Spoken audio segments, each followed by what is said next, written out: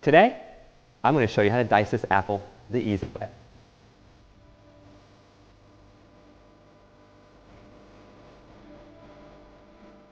All right, are you ready? We're going to julienne this apple. One of my favorite ways to eat apple, especially on a salad, or we even use it in our tacos at home. But that's a recipe for a different day.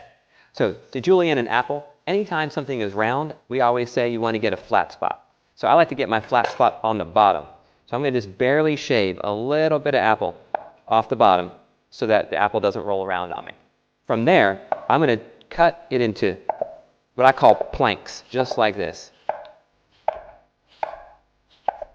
So you cut these thin pieces, and you get to choose the thickness of your julienne, right, by how thick you cut these.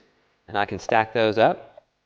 But typically I cut one side down to the core, and I'll turn it, and then you cut again down to the core, turn it again,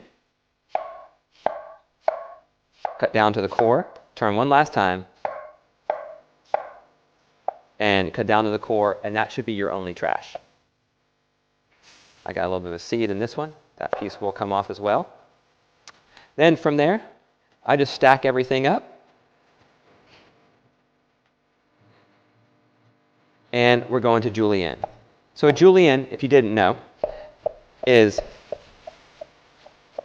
a 2.5 by 3 inch long stick that's 1/8 of an inch by 1/8 of an inch that way. And so basically they're just apple sticks. Great for the kids, great for salads, great for just about any sort of eating, snacking. Again, we even put them in our tacos at home. We love apple in our tacos. And so I'm going to julienne all of my apple. And it doesn't take very long. Especially if you stack. Here's a little tip for you.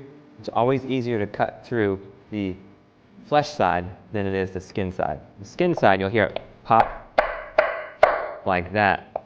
But if you put the skin side down, you cut through the flesh, so much easier. I like to use everything. We don't waste around here, the Sweet and Savory Classroom. We use pretty much every part possible. And there you go.